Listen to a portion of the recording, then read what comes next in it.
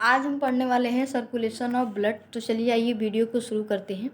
उससे पहले मैं आपको बता दूं, नीचे आप देख सकते हैं कॉर्नर साइड में मैंने एक डायग्राम बना रखा है कि हार्ट के 4 चेंबर होते हैं, right atrium, right ventricle, left atrium, left ventricle. और आप सभी जानते हैं लेफ्ट आर्ट्रियम और जो लेफ्ट वेंट्रिकल होता है ये हमेशा ऑक्सीजनेटेड ब्लड को कैरी करते हैं, जबकि जो राइट आर्ट्रियम और राइट वेंट्रिकल होता है ये हमेशा डीऑक्सीजनेटेड ब्लड को कैरी करता है। मोस्टली आपने सुना भी होगा बचपन से लेके अभी तक, जब भी आपने बायो को पढ़ा होगा कि जो आर्टरी होती है, जो धमनी होती है, वो ऑक्सीजनेटेड ब्लड को कैरी करती है, जबकि जो वेन होती है वो डीऑक्सीजनेटेड ब्लड को कैरी करती है। लेकिन हार्ट के केस में ये कंसेप्ट उल्टा होता है।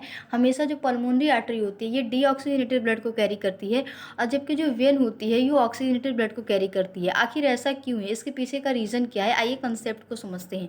बेटा हम बिल्कुल बेसिक से आपको पढ़ा रहे हैं, तो वीडियो में बने रहिएगा, क्योंकि जब तक आप पूरी वीडियो को नहीं देखेंगे तब तक आपको समझ में नहीं आएगा।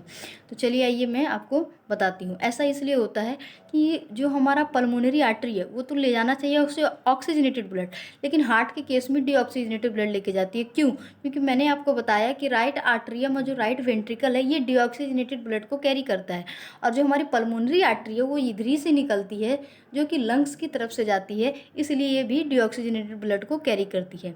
समझ में आया? हमने और आप सभी जानते हो कि वेन जो होती है ये डीऑक्सीजनेटेड ब्लड, लेकिन हार्ट के केस में क्या होगा? उल्टा। उल्टा क्यों होगा? कैसे? क्योंकि ये ऑक्सीजनेटेड ब्लड को लेके जाएगी। ऑक्सीजनेटेड ब्लड को क्यों? क्योंकि जो वेन है ये हमारे लंग्स से निकलता है और लेफ्ट आर्ट्रियम में आता है।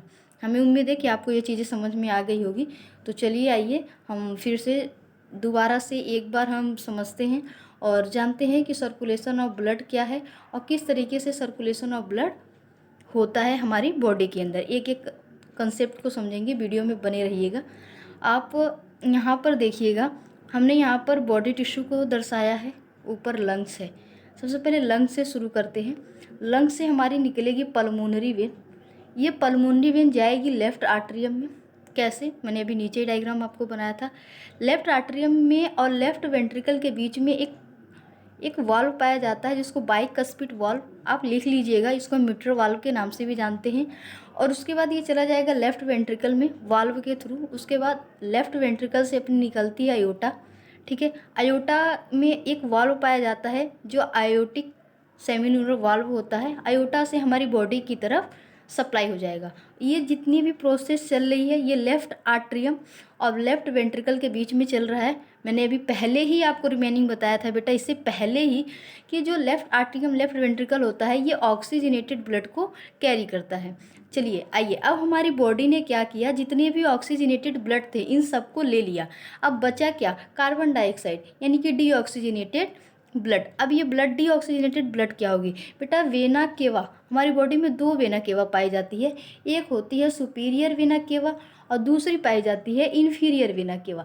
Superior vena cava upper body of part से और inferior vena cava lower body of part से जितने भी डीऑक्सीजनेटेड ब्लड है सबको ले जाकर राइट आर्ट्रियम में डाल देती है। राइट आर्ट्रियम और राइट वेंट्रिकल के बीच में बेटा 2 वाल्व पाए जाते हैं। इन वाल्व को हम बोलते हैं ट्राइकस्पिड वाल्व।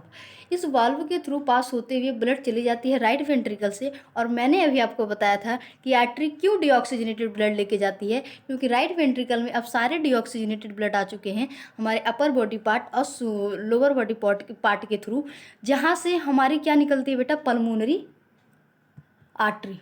अब इस पल्मोनरी आर्टरी में जो भी राइट वेंट्रिकल में जितने भी डीऑक्सीजनेटेड ब्लड है वो चले जाएंगे। अब पल्मोनरी आर्टरी क्या करेगी? हमारे लंग्स के पास चले जाएगी, और जो आप इनहेल एक्सेल करते हैं उसके थ्रू आप कार्बन डाइऑक्साइड को रिमूव कर दोगे, ऑक्सीजन को लोगे। ऑक्सीजन, लंग्स जितने भी ऑक्सीजन आप लेते हैं उनको ब्लड में मिक्स करके रिटर्न, ये जितने भी प्रोसेस हैं बेटा एक बार फिर से शुरू हो जाती है। तो हमें उम्मीद है कि आपको ये चीज़ें समझ में आ गई होगी। और वीडियो को एक बार फिर से रिटर्न करिए, पहले ये समझने की कोशिश करिए कि कौन कौन से चैम्बर हैं जो एक्चुअल में जहाँ पर डीऑक्सीजनेटेड ब्लड कैरी होता है, कौन सा चैम्बर है जहाँ पर ऑक्सीजनेटेड ब्लड है, यानी हार्ट के चैम्बर की मैं बात कर रही हूँ। साथ में आप ये समझने की कोशिश करिए कि जो ऑक्सीजनेटेड ब्लड है वो किस किस पाथवे से होके गुजर रहा है, ये ऑक्सीजनेटेड ब्लड है। जो डीऑक्सीजनेटेड ब्लड है वो किस किस पाथवे से होकर गुजर रहा है। इसी को हम बोलते हैं circulation of blood. Thank you. अगर वीडियो को समझ में आया हो, अगर वीडियो से रिलेटेड कोई सजेशन हो तो आप कमेंट करें। आपको कोई अदर टॉपिक के बारे में पढ़ना है और आपको हमारी वीडियो समझ में आती हो तो प्लीज़ कमेंट करके ज़रूर बताएं, उससे रिलेटेड हम वीडियो ज़रूर बनाएंगे। Thank you.